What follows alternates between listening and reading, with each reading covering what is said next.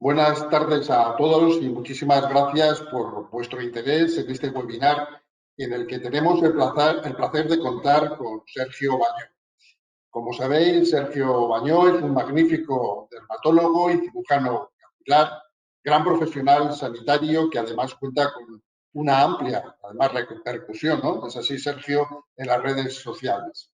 Os doy la bienvenida de todo corazón a esta sesión, que estoy seguro de que va a ser muy amena, que va a ser seguro que divulgativa y en la que se va a exponer de una manera pues, muy didáctica la evolución de la tricología, especialmente las diferentes características de la alopecia.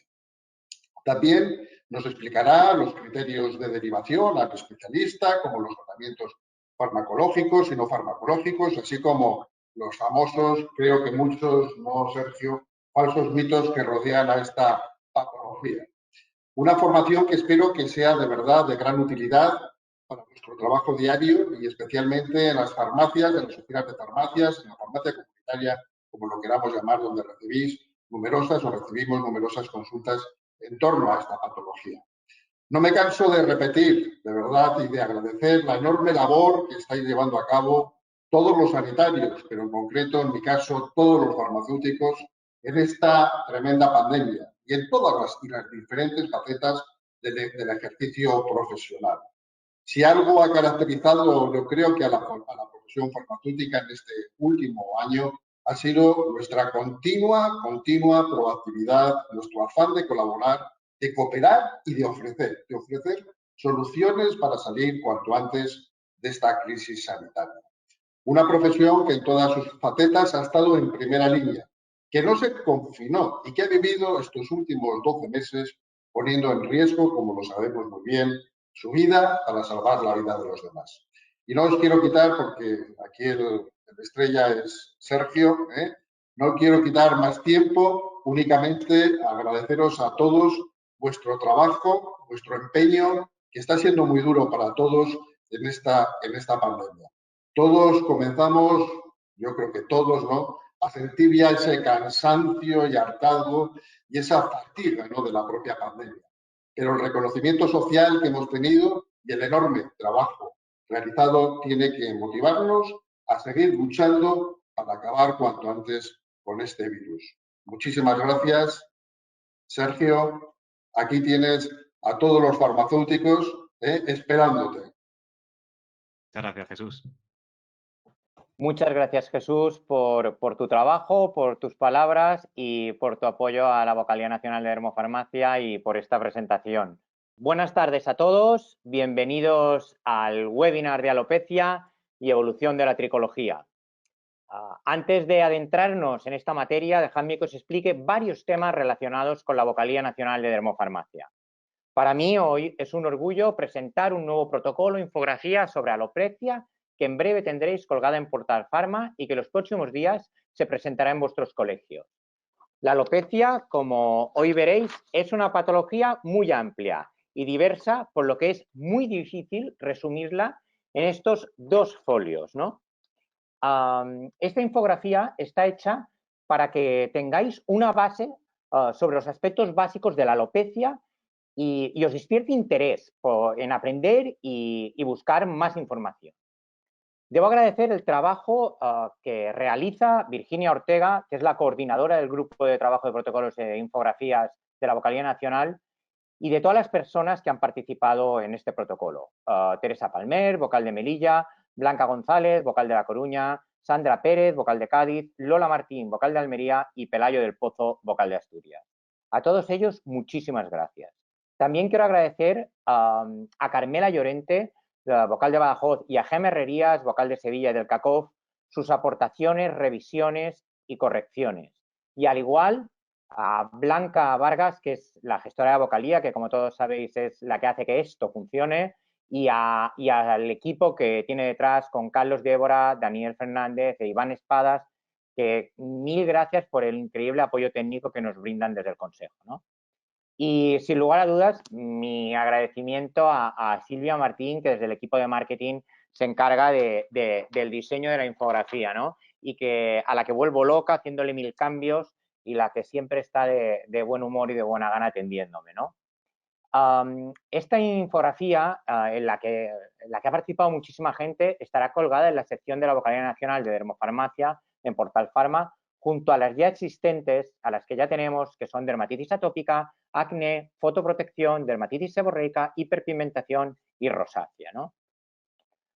Bueno, un tema que siempre me preguntáis, ¿quedará grabada esta sesión? Claro que sí, que quedará grabada, como el resto de sesión, y la podéis ver todas las veces que queráis, tanto desde Portal Pharma como desde el canal Farmacéuticos de YouTube, ¿no? En Portal Pharma, además, junto a los webinars, también podéis encontrar los documentos que hacemos de preguntas y respuestas de aquellas sesiones en las que no dio tiempo a responder todas las preguntas en directo, ¿no? Pues, y otro tema del que he hablado muchas veces, lo anuncié y todavía no se ha hecho realidad, es si se extraerán los audios a formato podcast, que nos lo habéis preguntado mucho y insistís muchísimo, y tenéis toda la razón. Estamos en ello, nuestra intención es hacerlo, pero no es algo tan fácil que se pueda hacer de la noche a la mañana.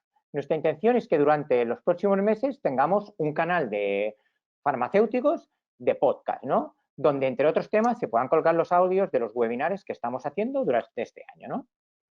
Bueno, solo me queda agradecer a Antonio Vázquez pues su eterna paciencia conmigo y que esté al timón de los webinars para que podamos disfrutar de invitados como el de hoy, ¿no?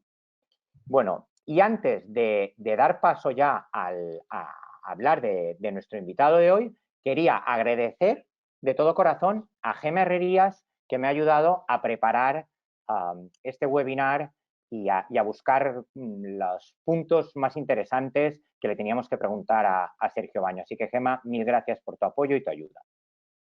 Bueno, señores y señores, empecemos. Hola a todos. Es un privilegio para la Vocalía Nacional de Dermofarmacia tener de invitado al reconocido dermatólogo y tricólogo y cirujano capilar Sergio Baño Galván. Bueno, Tomás, oye, un placer estar aquí con vosotros. Gracias también a Jesús y a todos por la invitación. Siempre es un placer comunicarme con farmacéuticos y además aquí sabiendo que vais a estar interactuando y escuchándonos mucho, es un auténtico placer para mí. O sea que gracias por la invitación y como ya sabéis, sois un escalón fundamental en la atención a los pacientes, en ser también nuestros compañeros de darles mensajes importantes en la oficina de farmacia y como tal realizáis esa función tan importante y estas actividades son fundamentales para actualizarnos los unos a los otros y ponernos aún más de acuerdo. Perfecto. Voy a explicar, bueno, no puedo contar el currículum del doctor Baño porque nos llevaría todo el webinar, ¿no? A ver, el doctor Sergio Baño es director de la unidad de tricología del Hospital Ramón y Cajal y de la unidad de tricología y trasplante capilar de la prestigiosa clínica Grupo Pedro Jaén en Madrid. Nuestro invitado de hoy es doctor en medicina y profesor asociado de dermatología en la Universidad de Alcalá. Además, es coordinador de investigación clínica del Servicio de Dermatología del Hospital Universitario Ramón y Cajal y dirige proyectos de investigación en el ámbito de la alopecia. Desde 2015 es director del Máster Internacional de Tricología y Trasplante Capilar de la Universidad de Alcalá. Pionero en el desarrollo de aplicaciones médicas, e-health y teledermatología, es además el presidente de la Asociación de Investigadores en e-Salud y miembro del Board de la European Hair Research Society. Bienvenido, Sergio. A día de hoy eres considerado uno de los mayores expertos en tratamiento capilar a nivel nacional y también podemos decir a nivel internacional, porque me acuerdo que la primera vez que me puse en contacto contigo te pillé en un avión volviendo de un congreso internacional de Tokio donde habías dado una ponencia. Así que, Sergio, cuéntanos antes de empezar, antes de que nos metamos en materia, ¿por qué te impulsó, por qué te metiste en la tricología? ¿Por qué te dedicaste por esta rama de la dermatología? Bueno, gracias Tomás, lo primero por la presentación. Nada, hace sentirse como una auténtica estrella uno, aunque no sea así. Y nada, la verdad que el campo de la tricología en los últimos 10 años se ha desarrollado mucho. Cuando me especialicé en dermatología en el Hospital Ramón y Cajal, terminé la residencia en 2010, era un área que no estaba tan de moda dentro de la dermatología y poco a poco me fui súper especializando en ese área porque la verdad que tenía una parcela de investigación muy interesante y desde el punto de vista dermatológico podíamos ofrecer una atención integral a los pacientes, tanto a nivel de diagnóstico como a nivel de tratamiento médico y también quirúrgico. Es un área que actualmente podemos decir que es de las que está más de moda dentro de la dermatología. La mayoría de residentes se quiere formar en aspectos de tricología y poco a poco nos fuimos especializando. Desarrollamos en el Hospital Ramón y Cajal una unidad de tricología para problemas capilares graves e investigación. También desarrollamos una unidad en la actividad privada, en la clínica de nuestro jefe, el doctor Pedro Jaén. Y la verdad que hemos estado haciendo diferentes tipos de actividades, tanto docentes, investigadoras y asistenciales, que nos gratifican mucho y creemos que es un área que en la actualidad es muy completa, que podemos ofrecer a los pacientes innovaciones y novedades terapéuticas que pueden permitir mejorarles mucho la calidad de vida, que es algo que repetiremos a lo largo de toda la charla, que la alopecia no es un problema solo del pelo, sino de la repercusión emocional y de autoestima que tienen los propios pacientes. Y también, nuevamente, insistir en la importancia de establecer una adecuada comunicación con otros profesionales, en este caso los farmacéuticos, que sois nuestros perfectos aliados en el manejo de estos pacientes con alopecia, porque muchas veces en la consulta no tenemos el tiempo suficiente para darles toda la información que necesitaríamos y directamente van aturullados de información a la oficina de farmacia y nos ayudáis mucho en ofrecerles esa información, la explicación un poco más detallada y ese trato a veces también muy cercano que los pacientes tienen. Yo creo que sois el primer escalón de consulta en muchas ocasiones y yo creo que estas actividades docentes vienen fenomenal. O sea que esa fue un poco la historia, Tomás, de meternos y súper especializarnos en un área que no tenía tanto desarrollo como ahora, pero ahora es una de las áreas de más, digamos, actividad dentro de la dermatología. Mira, Sergio, tú coincidirás conmigo en que los problemas capilares han pasado del ámbito de la belleza a ser considerados hoy en día un problema de salud que afecta a la calidad de vida de los pacientes, ¿no? Tú que llevas ya una serie de años y que eres un estudioso de la tricología, ¿cómo ves esta evolución en estos últimos años? Bueno, realmente yo me sorprendió al meterme en este campo después de haber hecho la residencia en dermatología, haber visto pacientes con problemas de cáncer de piel, problemas graves de la piel y quizá ver cómo el perfil de pacientes con problemas capilares era probablemente uno de los que más afectación tenía en su calidad de vida, de los que muchos lloraban en la consulta, muchas pacientes especialmente, y realmente te dabas cuenta de que a muchas pacientes y muchos pacientes que recibíamos en consulta, la alopecia era en ese momento el principal problema de su vida. Yo he tenido en el Ramón y Cajal pacientes que han intentado suicidarse desafortunadamente por algunas formas de alopecia, como la alopecia areata universal, y realmente vimos que sí que era una ayuda muy importante el ofrecer a estos pacientes posibilidades de tratamiento, información. Muchas veces hay que explicarles si hay tratamientos o si no hay, decirles que no hagan nada, que no pierdan el tiempo, que no van a poder recuperar el pelo y que ya recurran a medidas cosméticas. Y realmente sí que nos hemos dado cuenta cómo en los últimos años han aumentado algunas formas de alopecia e insistir en esa afectación muy importante de la autoestima y de la autoconfianza en los pacientes que a veces se sienten un poco desahuciados si van a algún centro sanitario y no les hacen el suficiente caso diciendo que el pelo, bueno, es un problema puramente estético. Bueno, no es así, la verdad que tiene un impacto muy importante en la calidad de vida. Mira, Sergio, antes comentabas que los farmacéuticos son muchas veces el primer escalón, la primera vez donde las primeras preguntas, ¿no? La primera consulta, muchas veces cuando a lo mejor a alguien se le empieza a ver un poco de caída de cabello, pues suelen ir, antes que ir al dermatólogo, al psicólogo, suelen ir a la oficina de farmacia, ¿no? Muy bien, bueno, ¿cómo podemos diferenciar alopecia de caída de cabello? Y luego, ¿cuándo un farmacéutico tiene que saber derivar al dermatólogo? ¿En qué punto es necesario esa derivación? Bueno, esta es una pregunta muy interesante, Tomás. Yo creo que hay que diferenciar entre alopecia o pérdida de densidad capilar y pacientes que tienen un aumento de la caída de pelo. Es decir, el folículo piloso nace en la raíz folicular, en la fábrica del pelo, como explico yo a mis pacientes, que es la estructura que está a 3 milímetros debajo de la piel, y esa raíz folicular va produciendo folículos a lo largo de toda la vida. Y el ciclo folicular normal implica que los folículos se renueven. Igual que las uñas crecen, pues los folículos crecen, se desanclan, se caen y la raíz folicular vuelve a producir un pelo nuevo. Por lo tanto, el que se caiga el pelo no tiene por qué ser preocupante. Lo normal es que se caigan entre 50 y 100 folículos al día y eso no es preocupante. De hecho, hay épocas como el otoño o épocas en las que tengamos un poquito más de estrés que se puede caer un poco más, como luego veremos que es lo que llamamos efluvio telógeno. Por lo tanto, la caída de pelo no debe ser preocupante. El punto preocupante es cuando se produce una pérdida de densidad capilar, es decir, que esa raíz folicular no produce nuevamente el pelo o que lo produce más pequeño, más fino y entonces clarea, se transparenta la piel del cuero cabelludo. Yo creo que ahí está el punto clave. Cuando un paciente tiene o va a la oficina de farmacia por un problema capilar en el cual la clínica es que tiene una aceleración de su ciclo de caída y crecimiento del pelo, mucha caída de pelo, se puede manejar desde la oficina de farmacia.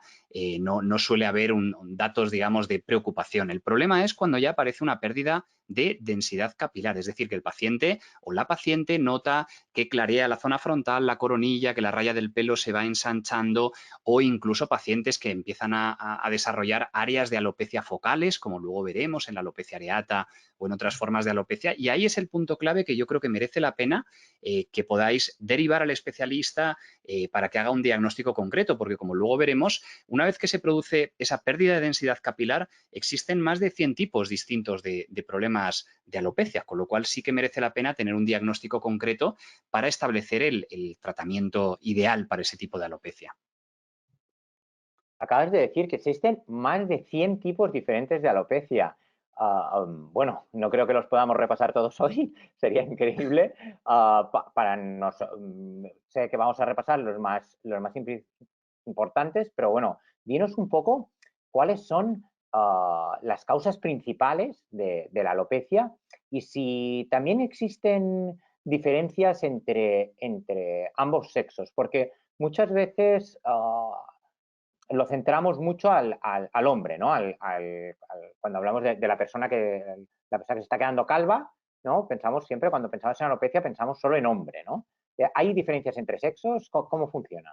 Sí, la verdad que, bueno, tenemos muchísimas causas de alopecia, desde problemas hormonales, como es la alopecia androgénica, que es la más frecuente, tanto en hombres y en mujeres, como el estrés, que suele ser la causa del efluvio telógeno, pero también hay problemas autoinmunes, por ejemplo, en la alopecia areata, o fármacos que inducen una mayor caída de pelo, enfermedades internas que pueden producir también caída de pelo, como el lupus. Bueno, hay más de 100 tipos, como comentábamos, de formas de alopecia distintas. Es verdad que también hay diferencias según el género. Curiosamente, os sorprendería en la consulta de tricología, tanto en la actividad pública como en la privada, 2 de cada 3 pacientes que recibimos son mujeres. O sea, aunque la alopecia en general sea más frecuente en hombres, las mujeres suelen consultar más que los hombres. En los hombres, sin duda, la más frecuente es la alopecia androgénica y a bastante distancia tendríamos en segunda posición del ranking la alopecia areata y otras formas de alopecia como el efluvio telógeno, foliculitis de Calvante, etcétera. En las mujeres, la alopecia más frecuente también es la alopecia androgénica, pero aquí al segundo lugar se le acerca el efluvio telógeno, que es esta pérdida de pelo producida por el estrés en las que las pacientes notan que se cae mucho pelo en la ducha, al cepillarse, atascan el desagüe con bolas de pelo, a veces vienen a la consulta con las bolsas, con todo el pelo que se les ha caído en un día. Y en tercer lugar tendríamos la alopecia areata, esa forma de alopecia autoinmune. Y aquí destacar en las mujeres, que luego hablaremos de ello, en los últimos años ha aumentado mucho la incidencia de una forma muy peculiar de alopecia, que es la alopecia frontal fibrosante, que son mujeres que pierden la zona pelo en la zona de las cejas y en la zona de la diadema frontotemporal, notan que pierden las patillas y es una alopecia muy curiosa porque en los últimos años ha aumentado muchísimo su incidencia y hace 30 años prácticamente no existía. Luego seguramente iremos comentando más porque es uno de los puntos que más interés suscita actualmente dentro de la tricología.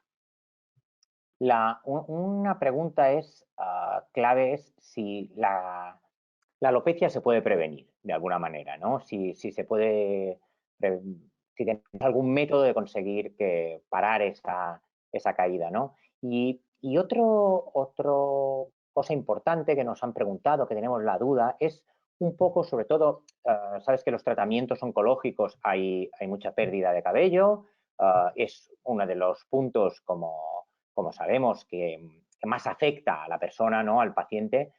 ¿Qué opinas tú de los tratamientos con frío para evitar la caída, ¿no? Durante la quimioterapia, sobre todo, A ver si nos puedes explicar un poco.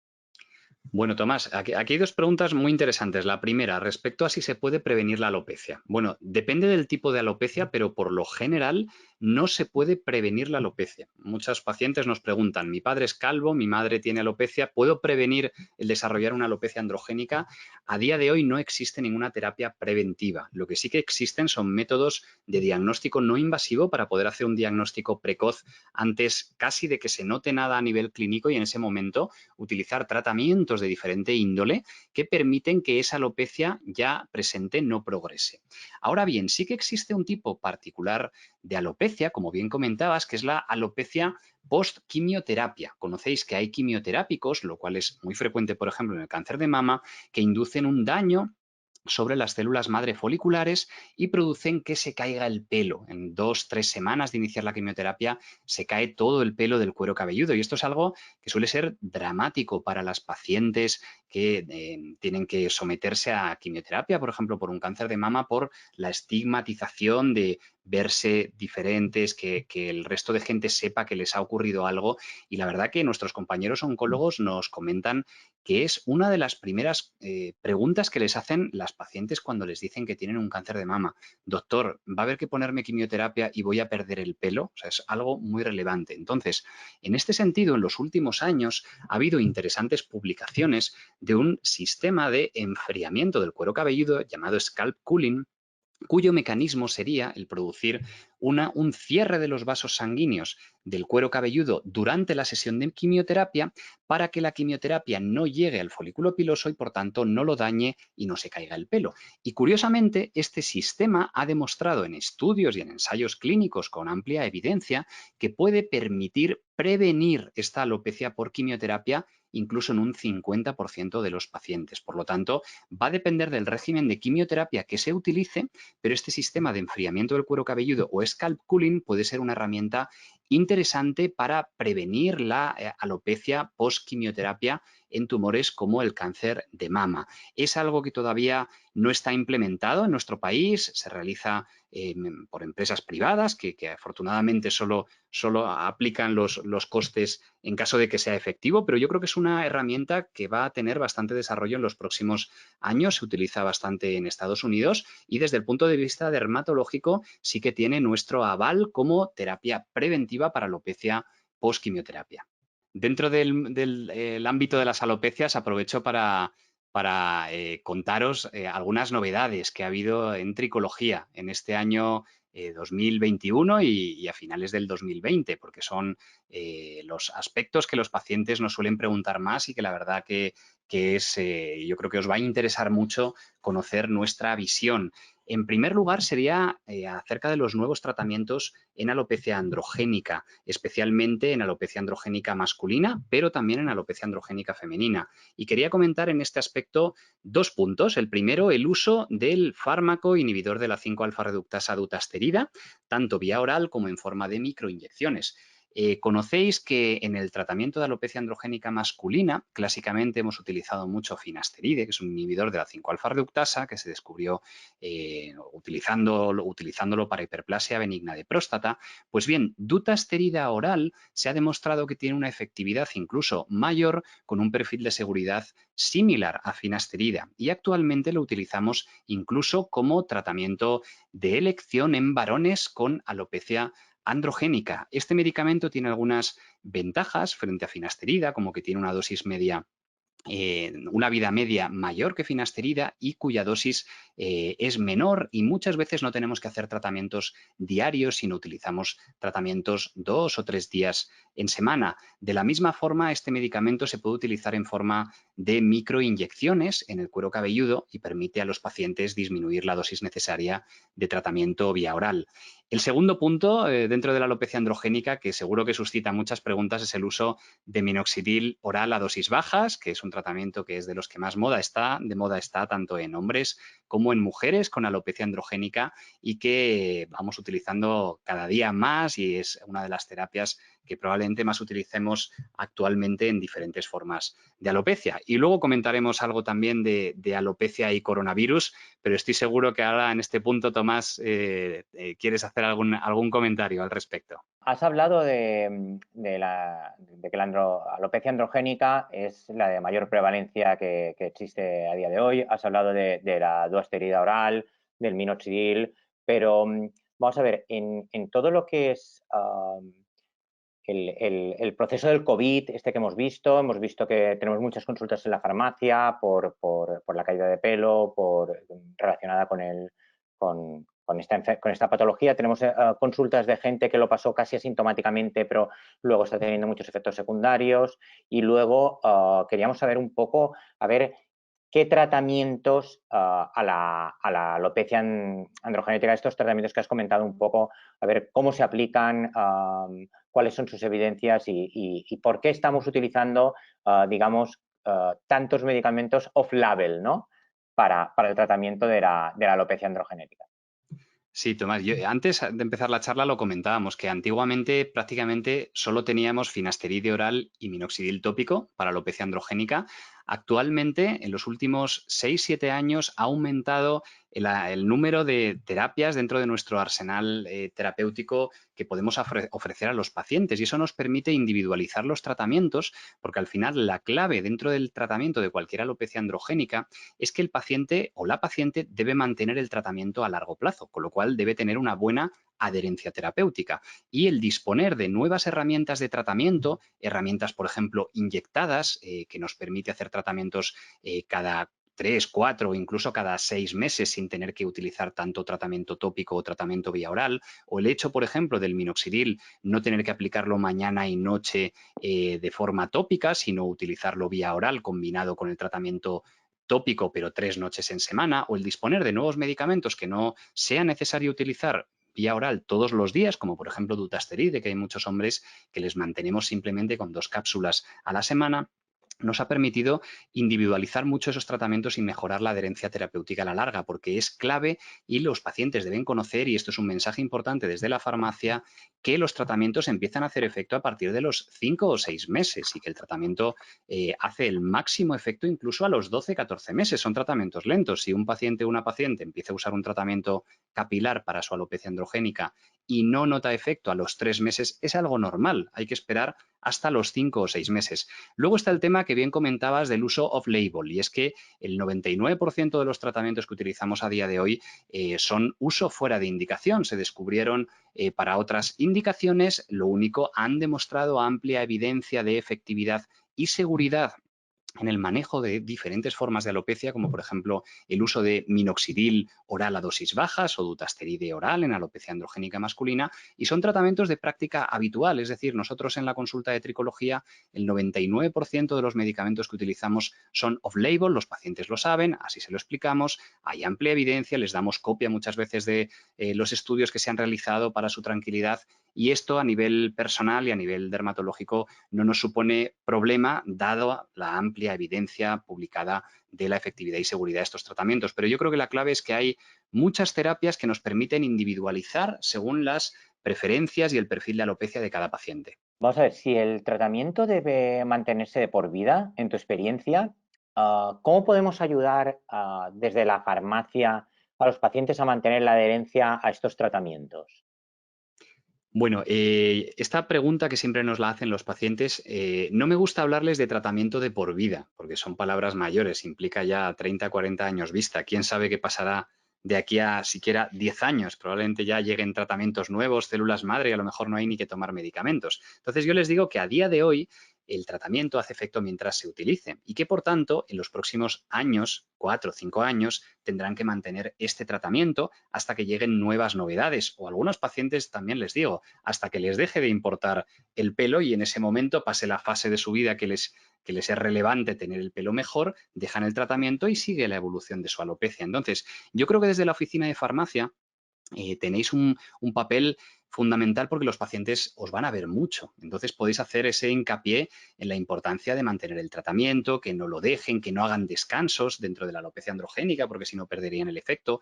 También podéis explicar el timing que van a tardar los pacientes en notar ese efecto del tratamiento. Si tienen algún efecto secundario o algún posible efecto adverso, el aconsejarles si es posible que sea por el tratamiento o no. Y también conocer que a nivel dermatológico solemos utilizar un tratamiento un poco más intensivo el primer año y medio, 2 años, hasta que conseguimos el efecto mayor del tratamiento médico, y luego un tratamiento de mantenimiento que es un poquito más suave, reduciendo dosis, reduciendo días de aplicación, para que los pacientes ya sea más sostenible y mejore su adherencia terapéutica a medio o largo plazo. Pero yo creo que tenéis ahí una posición muy interesante dada la frecuencia de visitas que os hacen los pacientes para que les dispenséis los medicamentos, para aprovechar y preguntarles, insistirles qué van notando, si están animados con el efecto, explicarles que tarda en verse el efecto, pero que es algo que normalmente se vea incluso al año, año y pico, y por tanto, nada, transmitir esa idea, quizá no para toda la vida, pero sí que hay que mantenerlo unos años hasta que vaya habiendo novedades. Yo en este sentido también le digo a mis pacientes, yo el tratamiento que uso a día de hoy es completamente distinto al que usaba hace 5 años, y hace 5 años era completamente distinto al que usaba hace 10. Por lo tanto, siguiendo esa regla de 3, dentro de 5 años tendremos tratamientos nuevos. Muy interesante, sobre todo de cara a la oficina de farmacia, a estas recomendaciones de que no van a haber un efecto en 3 meses, que va a ser un efecto más a largo plazo, que tenemos que es muy importante nuestra labor en la adherencia a los tratamientos. Recordad, tenemos que, a no ser que haya un efecto secundario muy grave, hay que recordar que solo debe suspender el tratamiento el médico, y no tenemos que conseguir que el paciente no suspenda el tratamiento porque le dé la gana. Y luego la pregunta que nos hace muchísimo esta de bueno, pues ahora voy a descansar un par de meses porque si no el cuerpo se acostumbra. Pues que no tienen que descansar.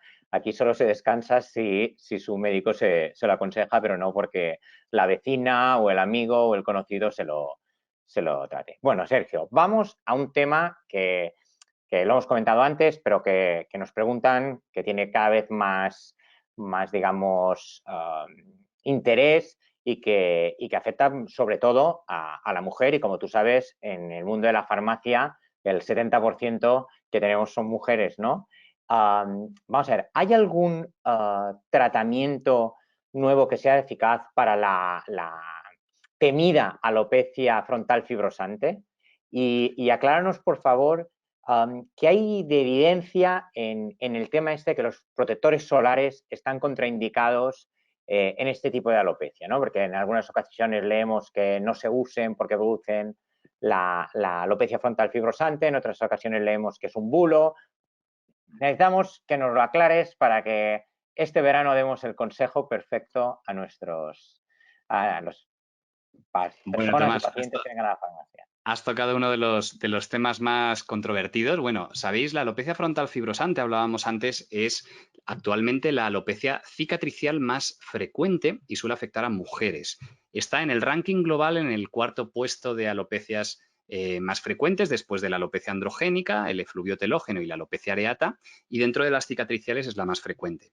Es una alopecia que hace 40 años no se veía en las consultas, por lo tanto es una alopecia emergente, nueva, digamos, de estos últimos 15, 20 años. Suele afectar 95% a mujeres y especialmente en la menopausia o después de la menopausia, y las pacientes notan una pérdida de densidad capilar en las cejas y en la zona de la diadema, en la zona frontotemporal. Estoy seguro que todos habéis visto alguna paciente con alopecia frontal fibrosante en vuestra farmacia en los últimos 4 o 5 años. Bien, la gran duda, esta alopecia no se conoce muy bien cuál es su origen. Se especula que tiene un origen autoinmune y hormonal sobre una base genética. Eso sí que se ha demostrado, se han hecho estudios genéticos y se ha visto que hay una base genética y que influye un factor inflamatorio, un factor autoinmune, y también que influye un factor hormonal, porque, por un lado, la mayoría de pacientes son mujeres y, por otro, hay evidencias moleculares y clínicas de que influye una alteración hormonal, y el tratamiento más efectivo a día de hoy es un antiandrógeno, que es el inhibidor de la 5-alfa-reductasa dutasterida. Es el tratamiento que ha demostrado ser más efectivo para frenar el avance del proceso. Primer consejo interesante desde la oficina de farmacia. Esta alopecia, igual que otras alopecias cicatriciales, cuando se pierde pelo en una zona, se sustituye por una cicatriz, por eso se llama alopecia cicatricial. Por tanto, el objetivo del tratamiento médico es que no vaya a más. Yo le digo a mis pacientes que el objetivo es que en 5 años esté como está hoy, que no empeore. Esto es fundamental, el gestionar adecuadamente las expectativas de resultado de las pacientes, porque lo normal es que no mejoren, y si mejoran, mejoran muy discretamente en la línea de implantación. Y para conseguir estabilizar a estas pacientes, el tratamiento con dutasterida, nuevamente, uso off-label, es el tratamiento que ha demostrado mayor efectividad. Por lo tanto, cuando os lleguen recetas a la farmacia de dutasteride en mujeres con alopecia frontal fibrosante, ya conoceréis que es una de las terapias más efectivas y, por supuesto, en mujeres en edad fértil es un tratamiento que, en caso de tomarlo, deben evitar embarazo durante el tratamiento y 6 meses después.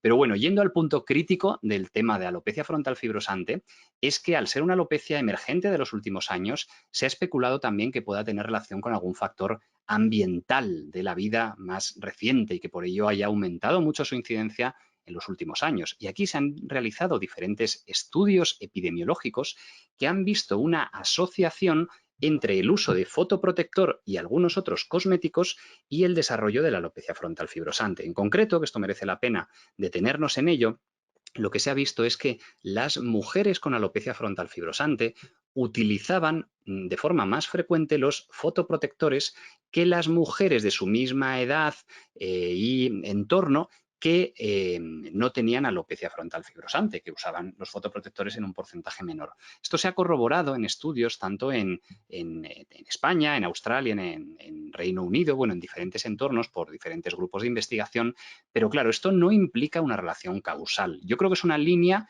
de investigación que tenemos que seguir analizándola, pero a día de hoy no existe la suficiente evidencia como para recomendar no usar fotoprotector a las mujeres o a los pacientes o a los varones por el riesgo de poder desarrollar una alopecia frontal fibrosante. Definitivamente no existe una confirmación de esa asociación causal. Ahora bien, en un futuro veremos si hay determinados perfiles de pacientes que tengan alopecia frontal fibrosante y que en particular en ellas recomendemos utilizar el fotoprotector en menor medida o en algunas zonas en menor medida que en otras pacientes. Pero a día de hoy el mensaje, Tomás, debe ser que tenemos que recomendar fotoprotector a nuestros pacientes para evitar ese daño solar acumulado que nos va a producir, lo más importante, un aumento del riesgo de cáncer de piel y también va a producir un envejecimiento cutáneo. Perfecto, tenemos ya claro este tema, que sabemos cuál es la recomendación a día de hoy, nos queda claro que esto está cambiando, está en estudio, puede ser que a lo mejor solo sea algún tipo de fotoprotector, puede ser que sea a lo mejor algún tipo de filtro, todo puede cambiar, pero a día de hoy ha quedado claro el mensaje de que la fotoprotección sigue siendo primordial. Vamos a hablar un poco de efluvio telogénico, ¿no? Parece que es un proceso, como has comentado, como autorresolutivo, ¿no? Pero me gustaría saber, porque esto es una cosa que sí que nos interesa mucho a los farmacéuticos y que sí que se nos pregunta, es si son necesarios, si son eficaces los tratamientos orales o la nutricosmética, si son eficaces y necesarios los tratamientos tópicos como los champús o las lociones, hasta en este tipo en el efluvio telogénico, ¿qué hay de verdad en este tema? Bueno, Tomás, yo creo que efluvio telógeno es probablemente la forma de alopecia que más recibáis en la oficina de farmacia, sin duda, diría yo. Ya sabéis que el efluvio telógeno, efluvio es sinónimo de caída brusca y telógena es la fase del folículo en la que se desprende y se cae para renovarse por un nuevo pelo. Entonces, en este efluvio telógeno lo que se produce es una aceleración del ciclo de caída y crecimiento del cabello debido a múltiples causas. Cualquier estrés físico o emocional puede inducir un efluvio telógeno, ya sea pues, una dieta, un estrés emocional, una ruptura sentimental, etc. A este respecto, por supuesto, la infección por coronavirus es una de las causas más frecuentes de efluvio telógeno en la actualidad. Yo creo que hay que diferenciar bien entre efluvio telógeno agudo, es decir, tenemos una causa concreta y se produce a los 2 o 3 meses una pérdida de pelo intensa que suele durar 3-4 meses y luego se recupera, hay que diferenciarlo respecto al efluvio telógeno crónico, que son pacientes, normalmente mujeres, que tienen una caída intensa de pelo de forma mantenida desde hace años y normalmente son pacientes que ya han recurrido a todo tipo de tratamientos nutricosméticos, de lociones, de anticaída, etcétera, y son pacientes complicados porque normalmente ya han entrado en ese círculo vicioso de una caída crónica y aquí sí que van a requerir, digamos, un proceso de diagnóstico médico concreto y tratamientos un poco diferentes. En el caso del efluvio telógeno agudo, que es el que probablemente más veáis en la oficina de farmacia, yo creo que podéis tener una función muy importante desde la farmacia para directamente tranquilizar mucho a las pacientes, ofrecerles ya primer escalón de tratamiento con nutricosmética, diferentes productos y sobre todo aconsejarles, porque son pacientes que suelen tener mucho agobio, la verdad, son pacientes que a veces lloran en la consulta del propio agobio que tienen porque se les cae mucho el pelo y piensan que en 2 o 3 meses van a estar sin pelo. Y aquí os voy a contar algunos trucos que yo comento en la consulta y que suelen dejar bastante tranquilas a las pacientes. En primer lugar, cuando se produce un proceso estresante, la caída de pelo se suele producir a los 2 o 3 meses porque ese estrés produce una liberación de sustancias en el organismo que hace que los pelos entren en fase telógena. Muchos folículos entran en fase telógena, pero hasta que empiezan a desprenderse suelen pasar de 2 a 3 meses porque es esa duración que tiene la fase telógena. Por tanto, desde el estrés suelen pasar 2 o 3 meses. Infección por coronavirus y se cae el pelo no al día siguiente, sino a partir de los 2 meses. Bien, segundo consejo, cuando se produce ese proceso, yo siempre le digo a mis pacientes que el pelo se está desanclando de la raíz, pero la raíz funciona bien y va a volver a producir un pelo exactamente igual que el anterior, porque si no estuviera produciendo pelo nuevo, lo que tarda en perderse todo el pelo del cuero cabelludo son 2 semanas, que es lo que ocurre en la alopecia por quimioterapia, que antes comentábamos. Entonces, primer error que suelen cometer las pacientes. Digo las pacientes porque al tener el pelo largo, más frecuentemente suelen notar más esa caída de pelo. Como el momento del día en el que notan más la caída es al lavarse el pelo, suelen asociar la caída al lavado y tienden a lavárselo menos. Pero eso, lejos de producir una mejora, produce un empeoramiento, porque ese pelo que tenía que haberse caído al traccionar de él, se sigue desanclando de la raíz, pero se queda adherido a la raíz y se va a desprender cuando la paciente se lave el pelo 5 días después y por tanto van a notar 5 veces más caída. O sea que primer consejo importante cuando veáis un efluvio telógeno en la oficina de farmacia es que se laven el pelo y se cepillen el pelo de forma frecuente. Ese pelo que está destinado a caerse tiene que caerse para que crezca ya el pelo nuevo en fase anágena o fase de crecimiento. Bien, el papel de los nutricosméticos, de las vitaminas. Hay estudios que han relacionado una acción positiva, digamos, discreta en algunas formas de efluvio telógeno agudo. Mi experiencia es que suelen ser útiles, ya no sabemos si por efecto placebo o por efecto real, pero es verdad que muchas pacientes necesitan el recibir un tratamiento nutricosmético y estar haciendo una terapia que, por otro lado, por los principios activos que tiene el nutricosmético, puede ayudar, insisto, en algunas formas de efluvio telógeno.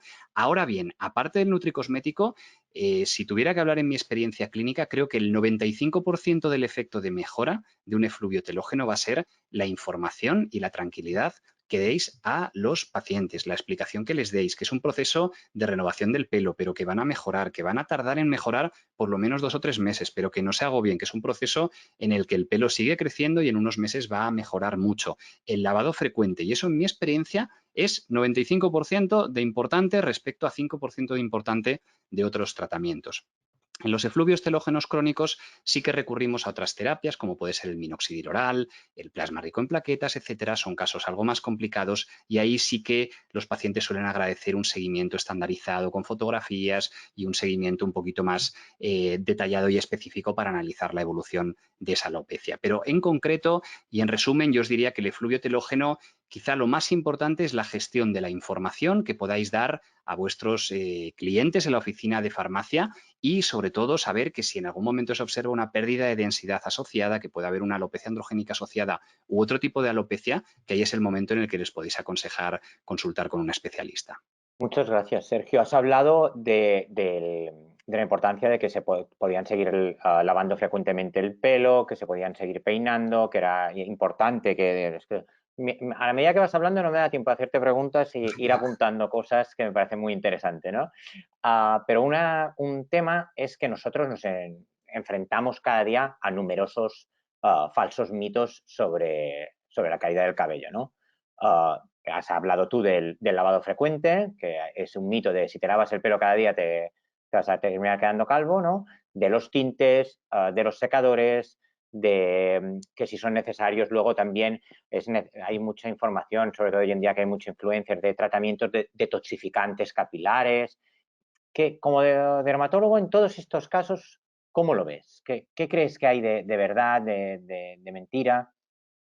Bueno, aquí es un tema muy interesante el tema de los falsos mitos. Bueno, en general, los cosméticos externos que utilicemos, pues ya sea gomina, laca, tinte, determinados champús, etcétera, no suelen tener un efecto, un impacto significativo sobre la evolución de una alopecia androgénica de otras formas de alopecia. En este sentido, yo tranquilizo mucho a los pacientes, el que se laven el pelo a diario, utilicen gorra, utilicen gomina, no va a hacer que desarrollen una alopecia androgénica o que el pelo se les afine. Es un problema que sucede a nivel de la raíz folicular, 3 milímetros debajo de la piel, y tiene unas causas específicas, causas hormonales o causas autoinmunes, etcétera. Por lo tanto, en ese sentido, transmitir tranquilidad a los pacientes.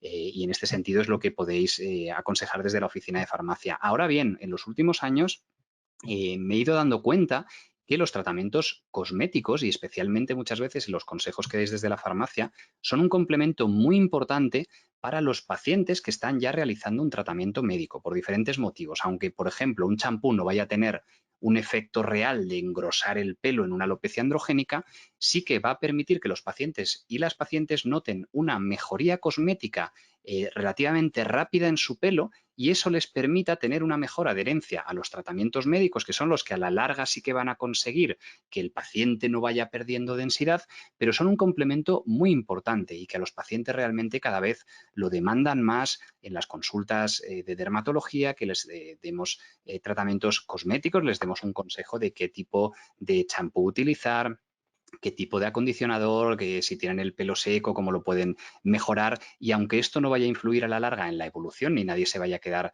calvo o calva por qué champú utilizar, sí que complementa muy bien el tratamiento médico. Y en este sentido, creo que tenéis un papel muy importante desde la farmacia también de consejeros en este sentido de cosmética capilar para los pacientes, que muchas veces en las consultas médicas no nos paramos mucho tiempo a explicarles estos cuidados cosméticos, y aquí podéis dar unos consejos muy valiosos que los pacientes van a agradecer mucho.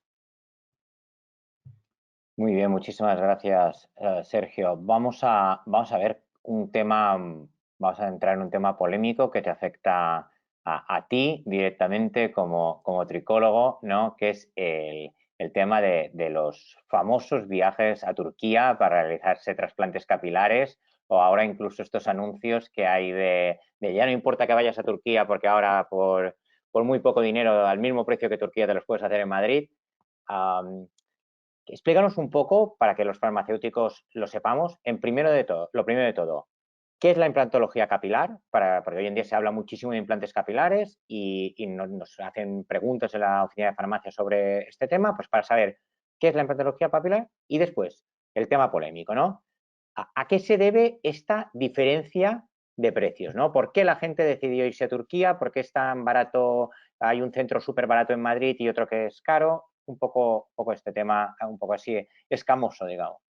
Bueno, Tomás, es un tema muy interesante. En primer lugar, la cirugía capilar, trasplante capilar u otros sinónimos como microinjerto o injerto capilar, es una cirugía mínimamente invasiva que realizamos como complemento, en primer lugar, al tratamiento médico. Esto es muy importante. Cuando hacemos un trasplante capilar, siempre debe ir acompañado del adecuado tratamiento médico. ¿Por qué? Porque cuando ponemos o trasplantamos el pelo que trasplantamos viene de una zona que es la zona de la nuca, que es un folículo resistente a la alopecia genéticamente, no tiene receptores hormonales, por lo tanto, allá donde lo pongamos no se va a perder. Pero claro, el proceso del trasplante capilar no cura la alopecia androgénica, por lo tanto, si el paciente o la paciente le hacemos un trasplante y no hacemos el adecuado tratamiento médico, el pelo trasplantado no se va a perder con el paso de los años, pero el resto del pelo lo va a ir perdiendo y su alopecia va a ir evolucionando. Por lo tanto, eso de voy a ir a la consulta, voy a ir a Turquía a hacerme un trasplante porque no quiero tomar ningún tratamiento, es un error. El trasplante siempre debe ir acompañado de un tratamiento médico y, de hecho, lo ideal es primero hacer un tratamiento médico, estabilizar la alopecia del o de la paciente, incluso conseguir que mejore y posteriormente valorar el trasplante capilar. Os comentaba que es una cirugía mínimamente invasiva, pero bueno, es una cirugía, debe realizarse en quirófano y con unos medios de seguridad imprescindibles para no solo realizar la cirugía y tener éxito y efectividad, sino realizarlo en las mejores condiciones de seguridad para el paciente.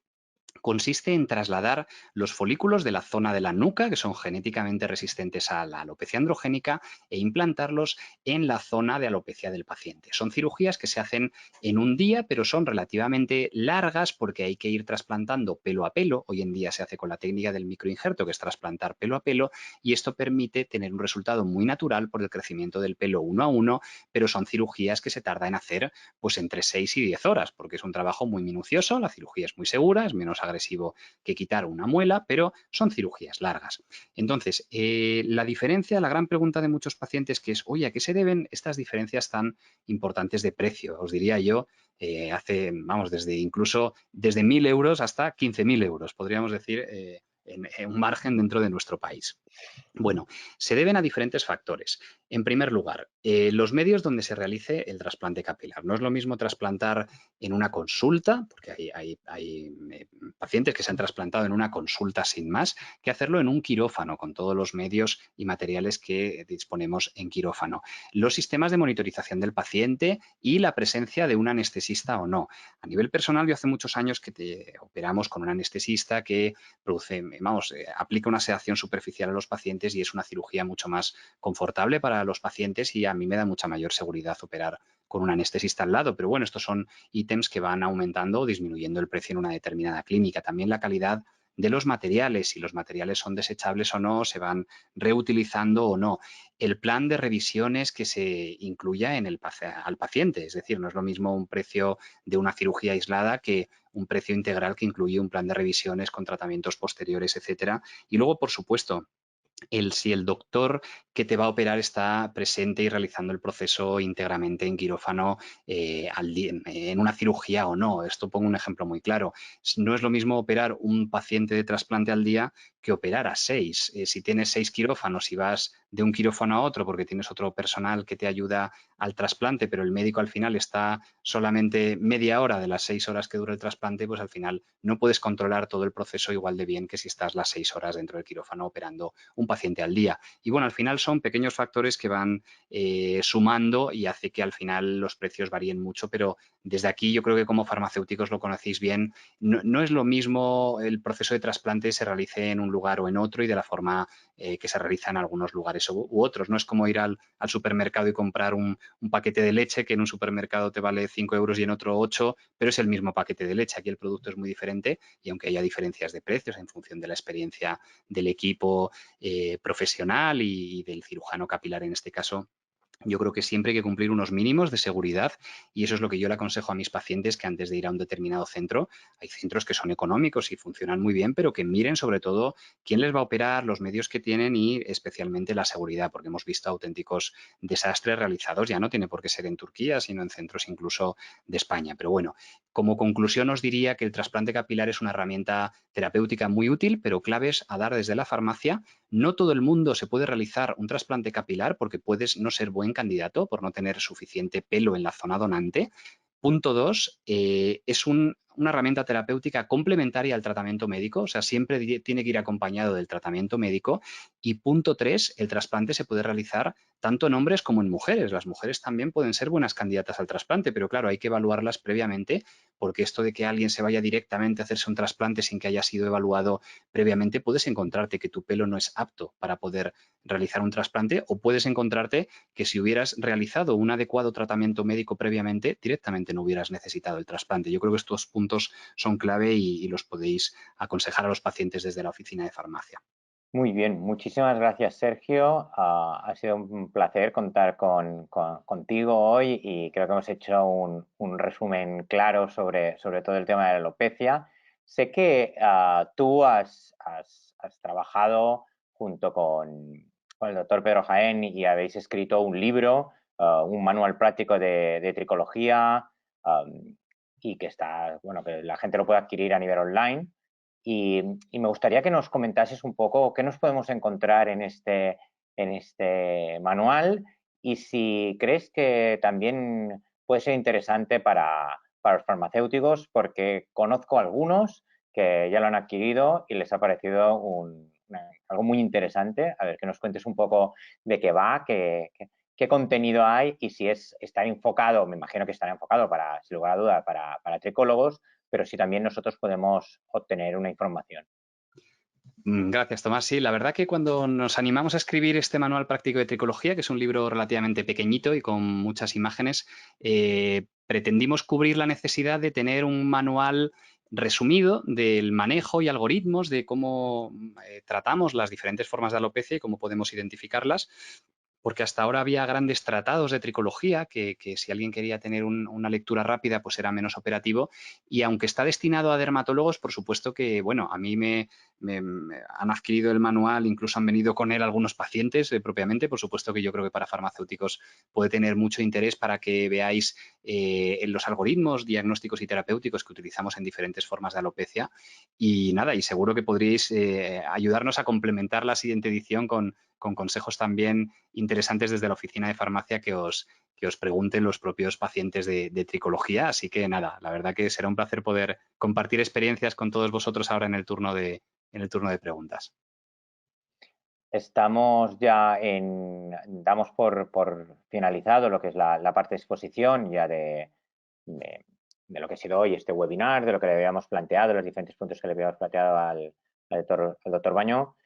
Vamos a entrar al turno de preguntas. Como ya sabéis, lo repito cada vez, pero para los que son nuevos, no hacemos preguntas sobre producto, no respondemos preguntas sobre producto y yo voy uniendo, muchas veces estamos preguntando lo mismo, ¿no? Y yo voy uniendo diferentes preguntas. Si quedan preguntas, vamos a dedicarle media horita, 25 minutos, media horita, a resolver preguntas. Si quedan preguntas, luego haremos, como ya hicimos en otros webinars, pues un documento de preguntas y respuestas. Pues sí, parece que hay preguntas, ¿eh? Una pregunta que nos piden es si has hablado de la duasterida como administración intralesional, ¿no?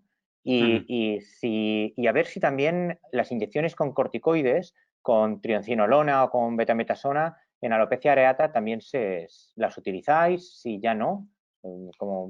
Sí, por supuesto. La infiltración intralesional que llamamos de triancinolona especialmente o también de betametasona es una de las herramientas terapéuticas principales en alopecia areata. Al ser una alopecia autoinmune, inyectamos el corticoide de forma subcutánea y eso produce una mejora transitoria, pero una mejora de las placas de alopecia areata, y es una terapia que utilizamos especialmente en alopecias areatas que no son muy extensas, es decir, que no afectan a más del 25% del cuero cabelludo, pero por supuesto es una herramienta terapéutica fundamental tanto a nivel de actividad pública como actividad privada, y no solo en alopecia areata, sino también en otras formas de alopecia, como las alopecias cicatriciales autoinmunes, alopecia frontal fibrosante y líquen planopilar.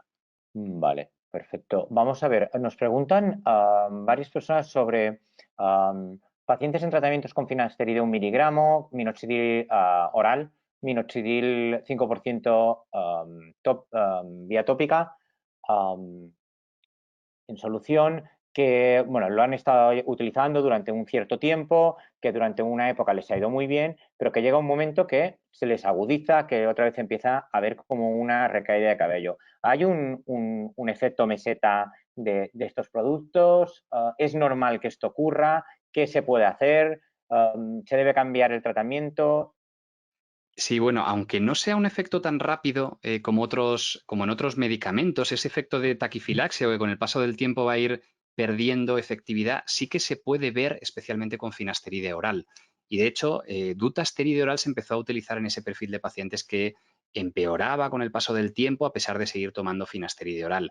Os estoy hablando de pacientes que llevan en tratamiento 4, 5, 6 años, o sea que es un efecto lento. Por lo general, cuando eso ocurre el primer año de tratamiento, que a veces vemos a algún paciente que ya empieza a mejorar a los 6 meses, pero luego a los 8 o 9 de repente nota como un empeoramiento, suele ser debido no a que el medicamento pierda efectividad, sino a que asocien una época de efluvio telógeno, es decir, que de repente tengan una época de más caída por estrés y eso hace que se note menos volumen de pelo y les empiece a preocupar el que el tratamiento no esté funcionando bien. Aquí un consejo que podéis ofrecer desde la oficina de farmacia, que es que en ese sentido el paciente, cuando se está tratando por una alopecia androgénica, el objetivo es mejorar la densidad capilar, es decir, que el pelo se engrose y que al final tenga mayor cobertura en el cuero cabelludo, pero no tiene nada que ver con que el pelo se caiga más o menos. Por tanto, si un paciente empieza un tratamiento y a los 6 meses os dice, Tomás, oye, es que estoy preocupado o preocupada, porque es que a pesar de estarme tomando este tratamiento, sigo notando que se me cae mucho pelo en la ducha.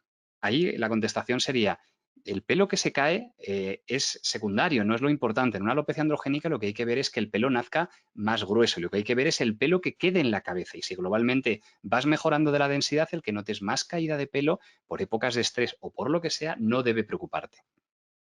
Vale, fantástico. Ahí, también nos comentaban que están recibiendo algunas preguntas, algunos farmacéuticos, pero esta pregunta ya no es tanto para ti, porque nos preguntaban un poco cuál es el procedimiento normalizado de trabajo en la formulación del minoxidil oral al 5%.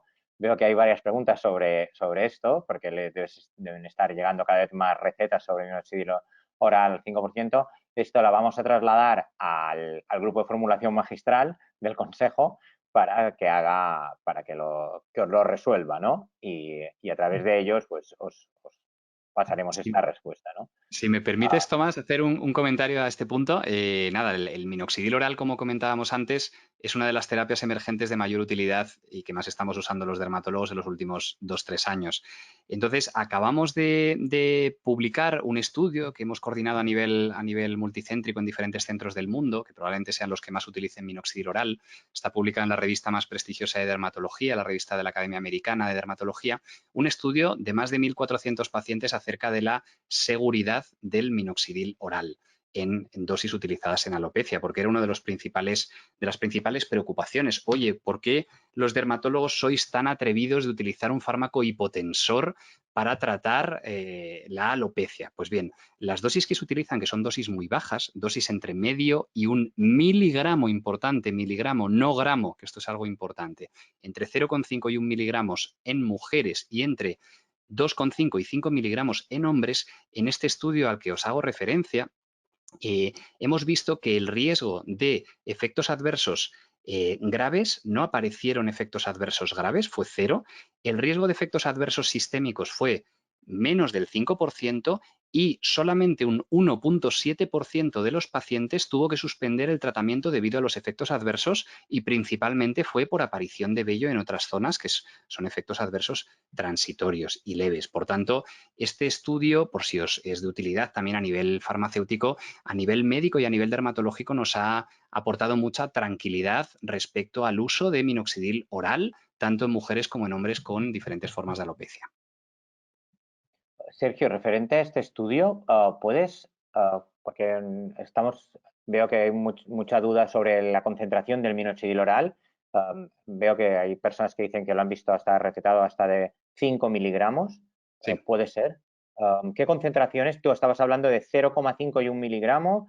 ¿De 0,5 podemos ir a 5 miligramos? Sí, es muy interesante. Os lo resumo de la siguiente forma. Las dosis que se utilizan en alopecia prácticamente nunca van a ser mayores de 5 miligramos. Esto es importante porque la dosis hipotensora es de 10 miligramos para arriba. Si utilizamos 10 miligramos, 20 o 40, ya puede haber problemas de hipotensión, mareos, retención de líquidos, etcétera. Por supuesto que nunca van a ser dosis de 1 gramo, que ha habido algunos problemas de formulación y eso sí que puede ser un problema serio para el paciente por una hipotensión grave. Entonces, las dosis que utilizamos son entre 0,5 y 1 miligramo en mujeres y unas dosis un poquito mayores entre 2,5 miligramos y 5 miligramos en hombres. ¿Por qué?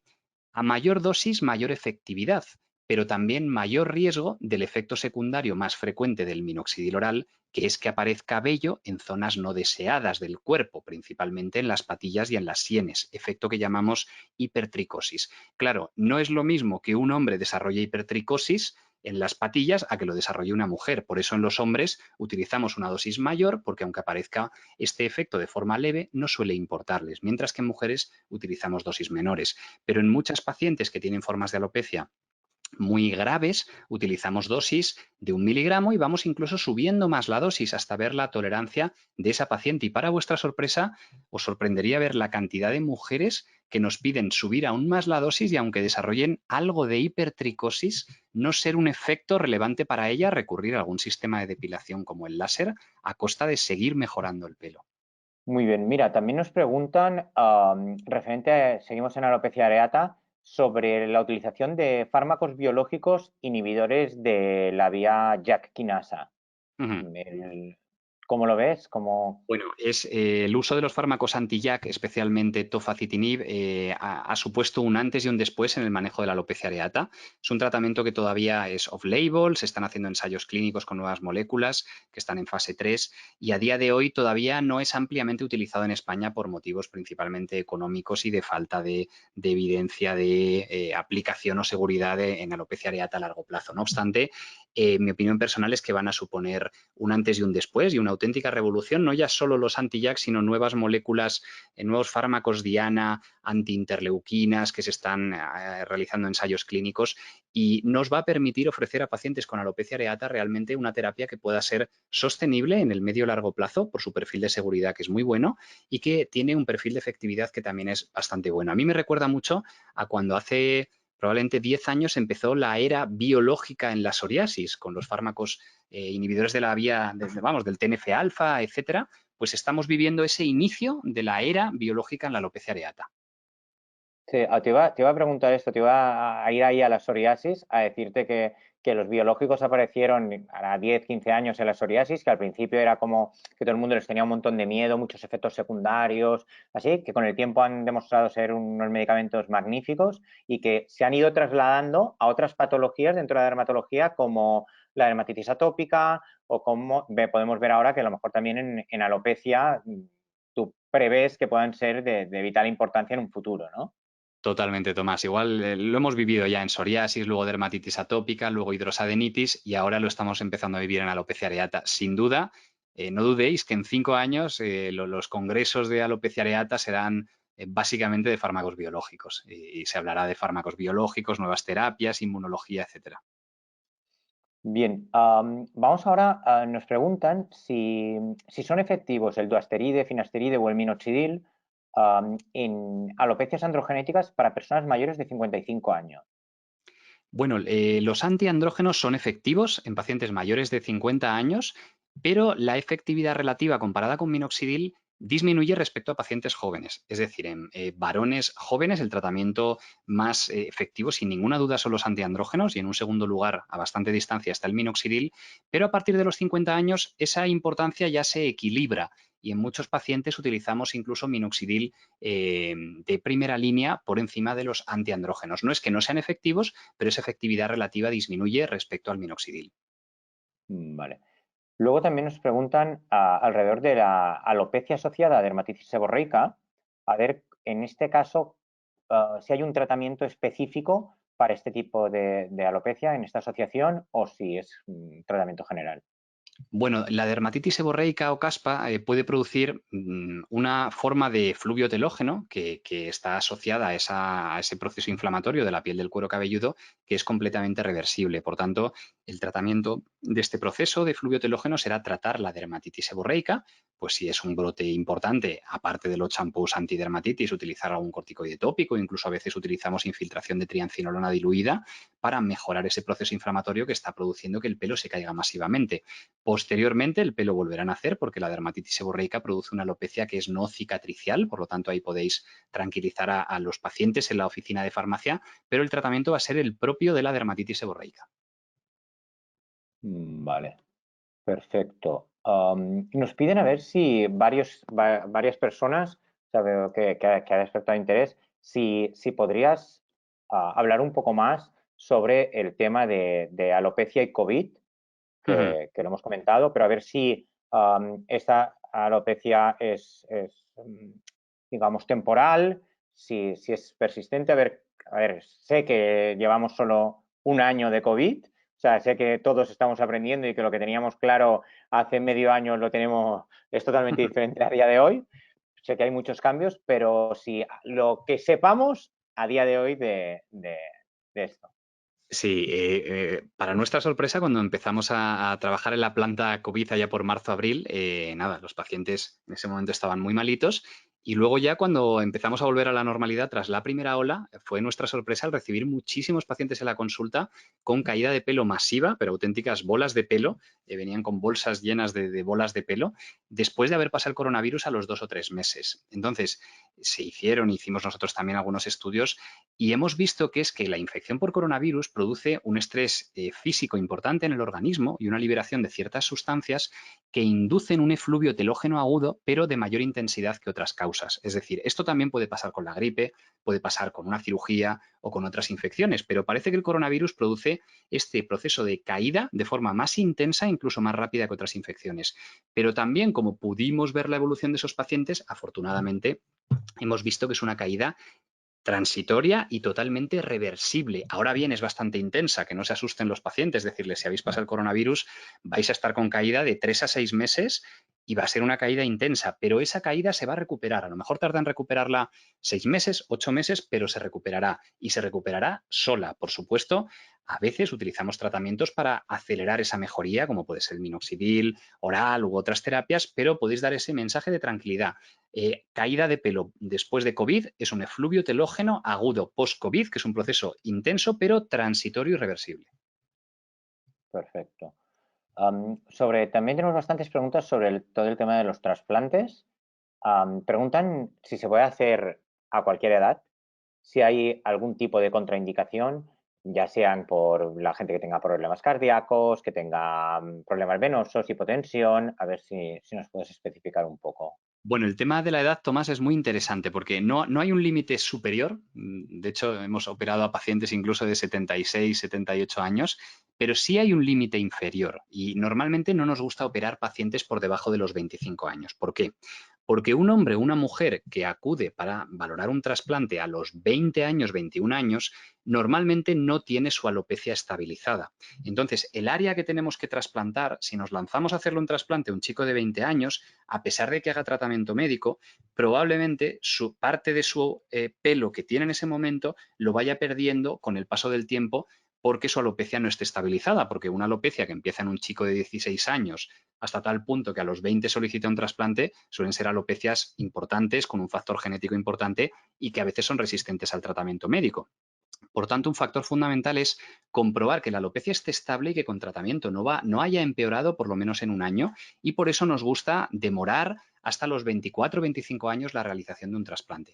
Por eso es muy importante este límite inferior en los chicos. Yo he visto casos dramáticos en el hospital y en la clínica de chicos operados a los 20 años que les han puesto pelo en la línea de implantación frontal, luego no les han dado tratamiento y 5 años después solo tenían pelo en esa línea frontal, luego posteriormente 10 centímetros sin pelo y quedaba totalmente antinatural. Por eso es muy importante. Y respecto a las enfermedades asociadas de los pacientes, en general, al ser una cirugía mínimamente invasiva, podemos operar a prácticamente cualquier paciente independientemente de las enfermedades que tenga, siempre con un control médico y idealmente con un control por parte de un anestesista, pero ese no suele ser el limitante de un trasplante. El limitante es que hay algunos pacientes que la materia prima que tienen en su zona donante, en su área occipital, es muy malo, entonces no les merece la pena meterse en quirófano. O sea, lo que suele contraindicar un trasplante es la limitación de zona donante, no las comorbilidades del paciente.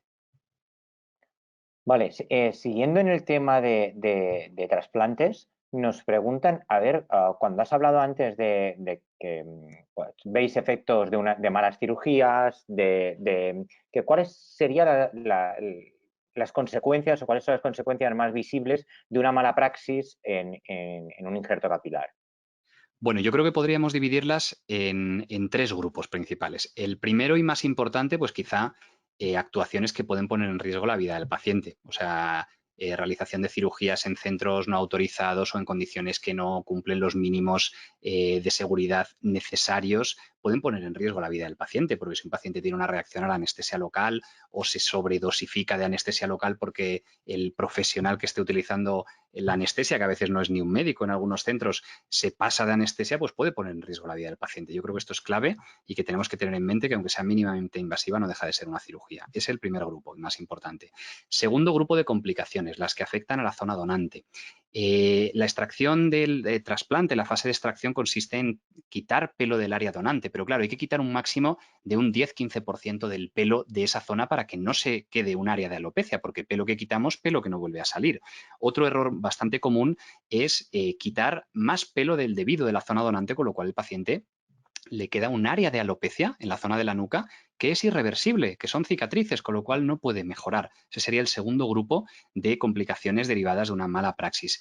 Y el tercer grupo, que probablemente sea el más frecuente, son las alteraciones que afectan a la zona receptora y principalmente los diseños poco naturales. Y es que en función del país y de la experiencia del cirujano, se puede poner el pelo de una forma que luego no quede natural. Os pongo un ejemplo que vais a entender todos. El pelo que ponemos en un trasplante es un pelo que hemos dicho que ya no se va a perder nunca. Eso puede ser considerado una gran ventaja porque ya es una inversión a la larga, ya va a durar toda la vida, pero puede ser una desventaja porque si a un chico de 25 años le hacen una línea de implantación sin entradas, cuando pasen 20 años y el chico tenga 45, va a tener una línea de implantación sin entradas y eso no es natural a los 45 años porque siempre, pasado una edad, las entradas tienen una pequeña recesión. Por eso es muy importante hacer un diseño natural de la línea de implantación pensando no solo en el corto, sino también en el largo plazo. Muy interesante, ¿eh? Esto no había caído yo en lo de las entradas, de que sea natural, de que se vea así, o sea, me ha parecido muy interesante. Este es un tema, tenemos muchas preguntas sobre los implantes, porque es un tema que nosotros desconocemos y que cada vez más se habla, ya se habla en una comida, en un bar, en un no sé qué. Todo el mundo, es un tema que se toca, ¿no? Y es un tema también del que tenemos cada vez más consultas en la oficina de farmacia. Y siguiendo en este tema, me preguntan a ver si en la alopecia frontal fibrosante, una vez la tenemos controlada, ¿no? Que tú has dicho, lo importante es controlarla, que no vaya más, ¿no? Que dentro de 5 años no haya avanzado. Muy bien. Una vez la tenemos controlada, ¿cómo se puede mejorar este aspecto de la zona despoblada y si se aconseja realizar implantes aquí o no? Bueno, muy buena pregunta también. Una alopecia cicatricial, el objetivo médico es que no empeore. Entonces, si un paciente viene con una alopecia cicatricial que ya ha empeorado mucho y el objetivo de que no empeore no le sirve cosméticamente, tenemos que recurrir a o bien medidas cosméticas, que es lo fundamental. Por ejemplo, un paciente que ha perdido las cejas se puede hacer un microblading o una micropigmentación en las cejas. O un paciente puede utilizar microfibras capilares, que eso también lo podéis aconsejar desde la oficina de farmacia, que es este maquillaje del cuero cabelludo que a veces es muy útil. O puede utilizar pelucas, sistemas de integración, unos sistemas que se llaman sistemas capilares fijos FAS, que ahora están muy de moda porque van pegados a la piel del cuero cabelludo. Son herramientas cosméticas para mejorar una zona ya perdida. Bien, la segunda alternativa sería realizar un trasplante de pelo. Pero el trasplante capilar en las alopecias cicatriciales tiene una gran limitación. Punto 1. Es un trasplante que debe ser realizado una vez que la alopecia está estabilizada. Pero sobre todo, punto 2, al trasplantar y poner pelo en una zona que es una cicatriz, es como sembrar en una tierra que está mal abonada, con lo cual no va a crecer todo el pelo que vamos a poner y con el paso del tiempo lo normal es que ese pelo se vaya perdiendo parcialmente. Por lo tanto, las grandes ventajas del trasplante, que es en alopecia androgénica, que queda muy bien, que da mucha densidad y que es un resultado para siempre, no lo vamos a tener en alopecia cicatricial porque crece menos, la densidad no es tan buena y es un resultado transitorio que a lo mejor dura 5, 6, 7 años.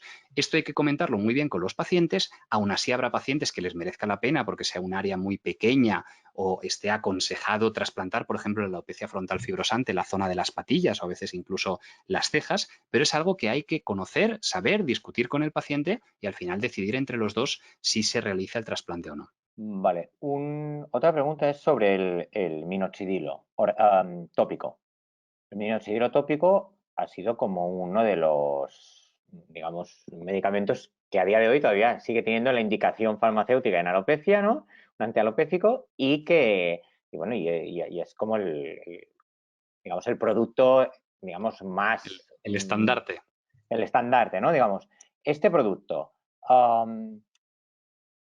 sigue teniendo su efectividad, sigue teniendo hoy en día importancia. Como tricólogo ves que es un producto ya pasado. ¿En qué escala lo pones? Bueno, sin duda, minoxidil tópico sigue teniendo una importancia fundamental en el manejo de diferentes formas de alopecia. Es un tratamiento de primera línea. Su limitación es la adherencia terapéutica cuando se utiliza como viene en ficha técnica, que es mañana y noche, que como yo digo a mis pacientes es algo que suele ser inhumano en el sentido de que son pocos los pacientes o las pacientes que lo cumplen. La gran ventaja de disponer de muchas herramientas terapéuticas en la actualidad es que podemos abordar la alopecia de una forma multimodal, combinando diferentes terapias y permitiendo que el minoxidil tópico el paciente no lo tenga que utilizar mañana y noche a diario, sino que hacemos pautas que se ajustan más a su ritmo de vida. Por ejemplo, en mujeres utilizarlo 3 noches a la semana, la noche antes de lavarse el pelo, y esto permite que tengan una mejor adherencia terapéutica a la larga, que es lo fundamental en los tratamientos de alopecia. Pero por supuesto que el minoxidil tópico, a pesar de que utilicemos cada vez más minoxidil oral, la mayoría de pacientes que usamos minoxidil oral le damos también minoxidil tópico porque aumenta la efectividad. Por lo tanto, es una herramienta terapéutica de primera línea y lo seguirá siendo. Sobre el minoxidil oral, me preguntan, ¿qué opinión tienes tú sobre la vía sublingual del minoxidil oral que se ha presentado en algunos congresos y a ver qué experiencia tienes o qué información? Bueno, la vía sublingual es una de las últimas líneas de investigación del doctor Rod Sinclair de Melbourne, Australia, y sus colegas, que es muy interesante porque la gran ventaja de tomar minoxidil sublingual versus vía oral es que evitarías el primer paso hepático y, por lo tanto, con una dosis menor de minoxidil sublingual tendríamos un efecto biológico sobre el folículo piloso similar a una dosis vía oral que es mayor. Entonces, conceptualmente, ayudaría a disminuir el riesgo de efectos adversos sistémicos. En nuestra práctica clínica personal, aunque todavía no hemos tenido mucha experiencia con minoxidil sublingual, porque es un tratamiento muy nuevo que a día de hoy requiere formulación magistral y, como bien sabéis, es complicado, pues bien, el minoxidil oral en cápsulas, la verdad es que es un tratamiento muy bien tolerado, como hablábamos antes con el estudio multicéntrico. Entonces, no veo tanta necesidad de tener un nuevo tratamiento que se tolere mejor que el minoxidil oral, porque ya el minoxidil oral se tolera muy bien siempre que se utilice a las dosis adecuadas. Por tanto, creo que el minoxidil sublingual va a poder ser útil en un perfil muy peculiar de pacientes, pero que no va a ser el siguiente paso natural y que vaya a sustituir al minoxidil oral. Vale. Ahora nos preguntan sobre un grupo de medicamentos que a ver si puedes hacer una valoración de cómo los ves tú. Son medicamentos off-label, que es la bicalutamida, la flutamida, la espironolactona y el acetato de ciproterona. Bueno, este grupo de medicamentos que son los fármacos antiandrógenos han ido evolucionando con el paso del tiempo. El único que ha tenido o tiene la indicación de alopecia es el acetato de ciproterona, pero la realidad es que en la actualidad lo usamos muy poco porque hace escasamente un par de años salió una alerta de la Agencia Española del Medicamento de un aumento en el riesgo de meningioma utilizando acetato de ciproterona. Por lo tanto, actualmente prácticamente está en desuso dentro de nuestro ámbito de la tricología. Lo mismo ocurre con la flutamida, que es un antiandrógeno utilizado para el cáncer de próstata metastásico, pero que tenía avisos, se produjeron casos aislados de hepatotoxicidad fulminante y ya ese medicamento lo hemos dejado de utilizar hace muchos años. Sin embargo, los otros dos medicamentos, la espironolactona, que es un diurético, y la bicalutamida, que es un antiandrógeno utilizado en el cáncer de próstata metastásico, son antiandrógenos con un perfil de seguridad muy bueno y que están teniendo un uso creciente en tricología en alopecia androgénica femenina, especialmente premenopáusica. Por supuesto, son tratamientos off-label y que la paciente, mientras lo tome, tiene que evitar embarazo durante el tratamiento y tiene que conocerlo, pero tienen un perfil de seguridad muy bueno, una efectividad bastante buena y es práctica clínica habitual en consultas específicas de tricología el utilizar estos tratamientos off-label en mujeres con alopecia androgénica. Hablo de la espironolactona y bicalutamida y no de la flutamida y acetato de ciproterona, Tomás, por matizar. Vale, no, me ha quedado claro. Bueno, hay una barbaridad de preguntas. Ya estamos fuera de horario, así que si te parece bien, Sergio, vamos a ir cerrando este webinar. Te voy a pasar, bueno, Blanca, la gestora de la vocalía, va a hacer un resumen, porque hay una barbaridad de preguntas. En muchas, también te tengo que decir, es que no te lo pueden imaginar, hay muchos comentarios que te agradecen mucho la charla, hay muchos comentarios que te dan las gracias, que ha sido o sea, que les ha gustado muchísimo, digamos, pero hay una barbaridad de preguntas, ¿eh? Así que Blanca va a hacer este resumen. Hay muchas preguntas sobre implantes, sobre dosis. Hay una cosa que es clara, ¿no? Muchos preguntáis a lo mejor como casos particulares de pues yo estoy tomando tal o estoy teniendo cual. A ver, los casos particulares tenéis que resolverlos con vuestro médico, con vuestro dermatólogo, con vuestro tricólogo, que es el que os tiene que hacer ese seguimiento, ¿no? Es muy difícil para un médico como el doctor Baño hacer un seguimiento así por preguntas de un webinar, ¿no? O sea, como sabéis, es muy importante ese seguimiento a través pues digamos, de tu médico, ¿no? Bueno, Sergio, mil gracias por compartir este rato con nosotros. Para los que también nos lo han preguntado, aunque lo he dicho al principio, este webinar va a estar colgado durante la semana que viene en Portal Pharma y también en la página de farmacéuticos, bueno, el canal que tiene farmacéuticos en YouTube, ¿no? Así que nada, solo despedirme de todos, daros las gracias, informaros que el jueves, día 25, vamos a tener un nuevo webinar. En este webinar vamos a hablar de COVID y piel un año después. Lo va a dar nuestra compañera Sandra Pérez, vocal de Cádiz, y va a ser un tema muy, muy interesante porque está preparando cosas muy, muy sorprendentes y que os van a gustar. Así que os esperamos en el próximo webinar, día 25, jueves, y nos despedimos de Sergio Baño y de todos vosotros, dándote las gracias por haber participado y por haber colaborado con nosotros y por haber compartido con una profesión hermana como la farmacéutica todos los conocimientos dermatológicos. Ha sido un placer, Tomás. Encantado de estar aquí con vosotros. Muchas gracias.